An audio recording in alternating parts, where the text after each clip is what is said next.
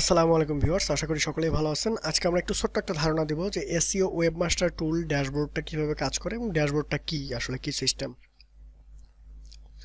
Verify শেষ করে এই ধরনের একটা পেজ আসবে। এখান থেকে আপনার সাইটটির লিংকের উপর ক্লিক করে ড্যাশবোর্ডে যান। এ ধরনের একটা পেজ আসবে, যেন এখানে অ্যাড সাইট ক্লিক করার পরে গো, এই যে হেল্প আছে, এখানে ডিলেট আছে, এই যে সাইটের যে লিংকটা আসবে সাইটের লিংকের উপরে ক্লিক করে দিবেন। আপনার সাইটের লিংকের উপরে এখানে সাইট লেখা আছে। ড্যাশবোর্ডে বিভিন্ন ধরনের তথ্যের সারমর্ম থেকে, যেখানে সার্চ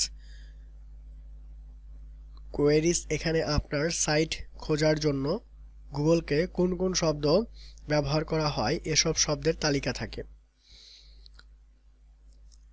স্ক্রল ক্রস ইরর্স, এখানে আপনার সাইট স্ক্রল করতে কোনো সমস্যা হচ্ছে কিনা এসব তথ্য থাকে। লিঙ্কস টু ইয়োর সাইট, এখানে আপনার সাইটের লিঙ্ক আর কোন কোন সাইট আছে এসব সাইটের তালিকা থাকে। কিওয়ার্ডস, এখানে গুগল বট আপনার সাইট ক্রাউলিং এবং স্ক্রলিং এবং এর সময় শব্দগুলি বেশি পায় সেসব শব্দগুলির তালিকা থাকে।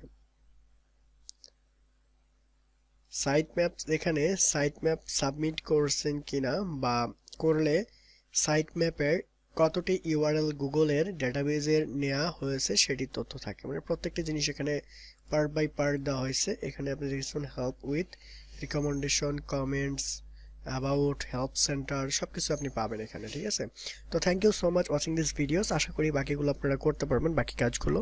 অনেক অনেক ধন্যবাদ পুরো ভিডিওটা দেখার জন্য।